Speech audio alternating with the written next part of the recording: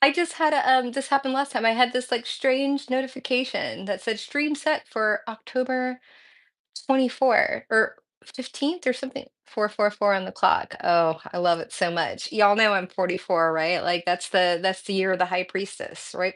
I didn't know. I actually let's get into okay, I'm like we're jumping into this reading right away. Yeah, so I met little unbeknownst to me that she was a high priestess. I know that 20 years later. But she gave me this book and she was really insistent. It was like on zodiacs and all this other stuff. And there is a prophecy of the 44, not just the 144, which actually does come from the Bible. And it's lovely to think that you're a chosen one and all of the things and blah blah blah blah blah. But I feel like that's a little I don't know. I have a hard time with that unless I hear something from my guide saying, you are the chosen one and one of the 144. I'm like, okay, I know that I am the one for my people and my universe and my sphere of influence. But I can't say that about anybody else, and I can't say that I was chosen or anything like that. I feel like there's a little bit of spiritual narcissism there, but I'm like I don't want to. I think it's a lot, right? I mean, it's enough that I mean, to come out of the closet saying you're a high priestess, coming from the family that I come from is definitely, I mean, it's not something I was terrified, terrified. And it's so funny because I was terrified. Okay, I'm totally in your energy because I am talking to my, whether you know it or not, my high priest and high priestess, and whether you're dark or not, whether you're of the dark or of the light. We all there needs to be a balance, right? But again, I'm not going to judge you. E- e- Everything that you do is playing out and playing out karmically. Probably right about now. People talk about karma and all that other stuff, but I think everybody's realizing that there might be something to the astrological weather. Perhaps. And maybe just because, there's something to self-integrity, doing the right thing when no one's looking, right? Because there's always someone looking. And these days, there's always what you think, Alexa, come on now. My spirit team won't even allow me to have Alexa. It's everywhere in the house, but I can't have it in this room. When my spirit team says no, right? And the information that I need to get is real quiet. Like we are being surveyed. If you know, you know. Okay. And especially if you carry a certain energy signature, signature, signature. All right, let's jump into this. So, oh, I got immediately on the front gaslight, but let me go ahead and turn these over and let's get a good shuffle here. So what was that? I'm like, what's the name of the reading again? It was Northern Exposure. All right, High Priestess. High Priestess with a microphone. I definitely am feeling I had this energy come up in my read. I have to watch my reading because when you get in flow, you're just like, boop, what happened? It's kind of like I always liken it to like an NBA player that like goes back and watches the highlights because like when they're in the zone and when they're in flow. Or like so J.K. Rowling who wrote um Harry Potter or even Tyler Perry. I just watched it was excellent. I mean, oh my gosh. Oh my gosh. And I've never been attracted to any of his movies or anything like that, but I was guided to watch it and it kind of well, it's a little rough, right? His background, his history, his tales of abuse are very similar to mine. So and that's I guess where it leads is this northern exposure, right? Is that I feel that there's a collective, and I really do feel that it has a lot to do with this Pluto. I know you guys don't get a lot of emotion out of me, but I'm learning to purge and I'm learning to be more vulnerable because vulnerability isn't a weakness, right? It's actually a strength as long as you're not like, oh, I'm vulnerable and now you hurt me or whatever. But it's like no, vulnerability is actually again, we'll get into all this, but that being said, I feel that I am talking to this collective that is just really coming to terms with has what and who has been done to them. and this place, because people are like, oh, forgive, forgive, forgive, and people are like, it's so difficult, but you have to, right? Like, you can't move on if you hang on to that. They say like revenge is like a poison or whatever. The best revenge is like the revenge body, the revenge relationship, but not if you're doing it from a place where I'm going to get back at them. It's like, I'm just going to step over the bodies and get on with my life, and you can stay in this um sh- poop poop show. I'm trying not to curse. So, northern exposure, my high priest and high priestess, is what's coming up for you? Because I feel like I'm only going 7 days out. Because honestly, my readings for me like come out like they've been coming. They used to be like a month, month and a half, and now they're like a year later. And I'm like, can we shorten? I think something's gonna happen like the next day, and it happens literally a year later. So I've had to learn what's the word? Patience, and just know that it's all in divine timing. And I think that's what. Okay, here we go. How many minutes in? Where are we? 5 minutes in. I keep looking at that number. It's this number. Um, divine. I'm getting like full surrender vibes here. It's really good. It's really good. I'm supposed to be doing these a lot faster, I think. Um, let's get our beverage. Mm, growth. Yeah, I'm getting easier times.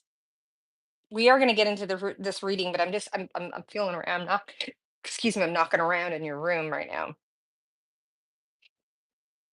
Doing a lot of purging. I know. Excuse me. It's Mercury retrograde. I feel like I'm getting like a, but I'm getting like excavating machine. You are excavate. Yeah, I'm getting like excavating a tooth. Right. Yeah. So interesting. I thought, the pain from the root canal and all that other stuff.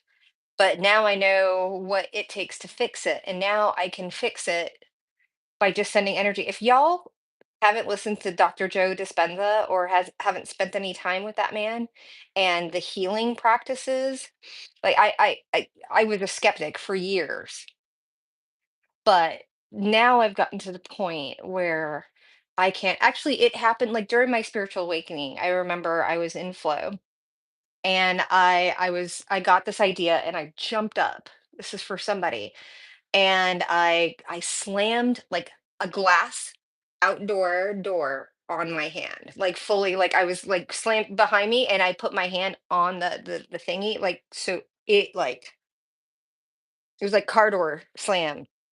But because I was in flow, I didn't feel any pain. And I was like, what the? And then once, like, my attention's kind of like a little kid when they're like, oh my gosh, I just got hit or I just fell down. And they would have been fine if they had it. All of a sudden, the pain, like excruciating pain. And I was like, wait. And then I like got back into flow, like I dropped back down into theta. Okay. It's an actual brainwave state. This isn't juju with the boo boo and the devil. Okay. It's called science. Do your research instead of listening to the pulpit. Okay. Psychic abilities have nothing to do with spirituality. Okay. All right. And we're getting to this northern exposure. So yeah, this is like Reiki, how people can heal with Reiki and stuff like that, is getting into a flow state. Okay. So I want you to know that, like, okay, people's height, okay, your abilities are getting heightened. I know mine are. But that can be scary. And sometimes you don't know, you're like, is this like, am I smelling what I smell? Okay, so that's coming up, olfactory. So yeah, a good I didn't put this on there. Well, it's for public consumption, it's a little much, but one way to know if there's witchcraft being done on you, especially and I don't like saying this, like you're at a higher vibration, like I'm at a higher vibration than you. But you know what? What did you watch last night? What did you eat last night? What did you consume last night? And what did I consume? Right. And it's not like, oh, I'm better than you or whatever. Actually, hardly anything. Right. Because I practice intermittent fasting. And so that helps keep my everything clear.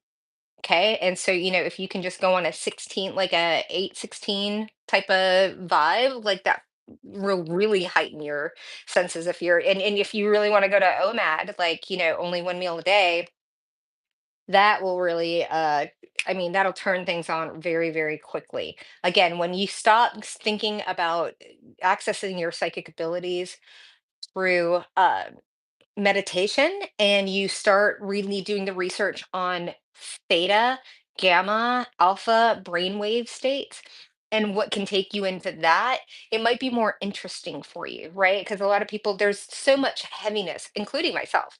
I had to be proven over and over and over and over and over that my gifts, because I did not, first of all, I thought they were of the devil, right? Like, I mean, I was having dreams when prophetic dreams, I was writing them down when I was 9 or 10 and they were coming true, like the next day, like at church, like walking a lady with an umbrella, like all these things, like with certain colors. And I was like, oh, this isn't good. Right. And so I asked my angels to shut that down and they did. And rightly so, right? Because I was speaking things were coming out of my mouth. Right. I'm a natural channeler. I hate the word. But it actually is. It's like tuning into a radio station. I hate the word because it's so demonized, especially in channeling is just another word for flow. It means another, and there's like, oh, you're possessed by someone else. No, and neither is mediumship a possession, which I also thought, and which I also am. And so we're going to be getting more into that because this is the stuff that I was scared of, terrified of, and I know you have been because it has been so demonized. And I'm not here trying to convince you. I'm just here giving you a different perspective from someone that no longer has to hide under a rock about their gift and their abilities. Fortunately, because I do, I have amassed enough of a reputation of being highly accurate and very valuable in certain communities, going after the people that did the things that they did to me in order for me to be this psychic, right? My psychic abilities stem from trauma. Okay. And so do yours, most likely. So let's get into the reading. How? How? Pray tell. Are you exposing the north? Northern exposure. That was a big old fat channeling for somebody needed to hear that at 4:57 in the morning. And I've been up for hours. Health. Oh, we love it. I'm going to be part of your health and wellness. Oh,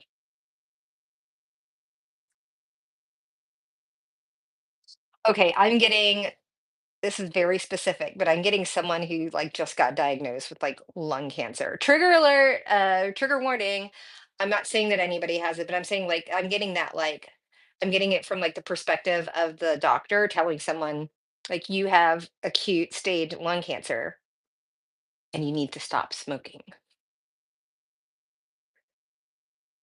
to save your life, to save your wife, whatever it is. Like that's the energy. This is where I'm getting from this health, like this northern exposure. I'm getting like wagging of the finger. Tell me if anybody's watching, tell me if you can hear me because I got the earbuds in for the first time. My mic, the high priestess with the microphone, her microphone's been turned off for a hot minute. Mm.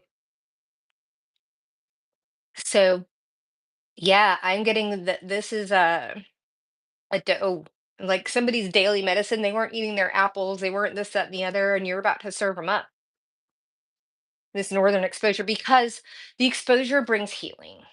Right? It's like wearing a dirty Band-Aid and it's just keeping all the crap underneath there and it's just getting all like weird and pussy and all the things, right? And it's like taking the band off, taking that, like scraping the scab off and letting the wound open so that it can finally like dry out and finally heal. But like that person isn't going to do it. If they let it get that bad, they were going to do it. So you're doing it for them.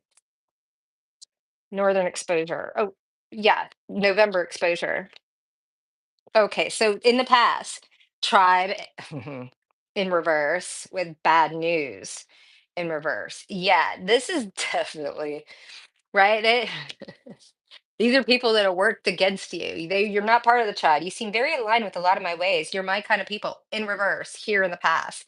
And then we had the bad news. Unfortunately, I have some bad news to share, right? But they didn't want the bad news to be shared. They just wanted people to think that you weren't part of the tribe, right? These people that have excised you, that have used taken advantage of the fact that you might have been in hermit and healing mode to go ahead and spread a certain narrative about you, right? I know this happened to me.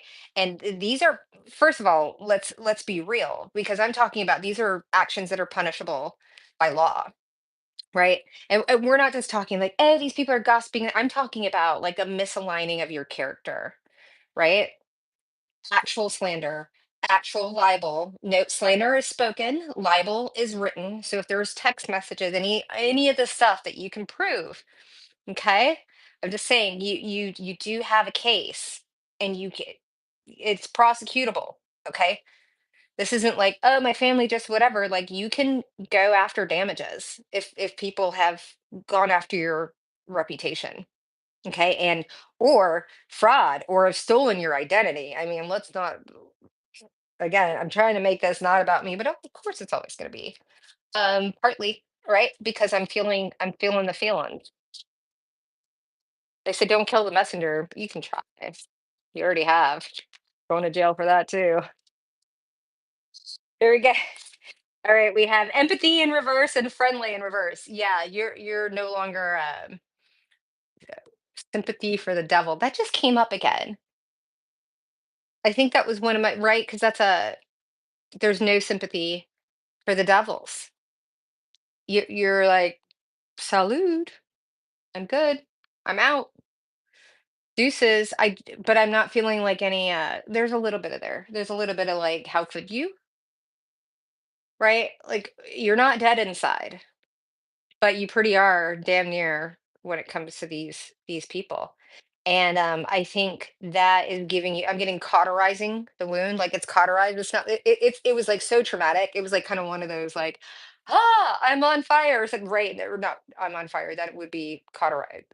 Like there's a wound, and like an iron had to be put, like something really hot. Like it's bad. There's a bad scar, but it's closed up enough that you are willing. You're like, nobody can pick at it anymore. Nobody can open this wound anymore. So I am ready to show this wound and to expose the people that inflicted that wound.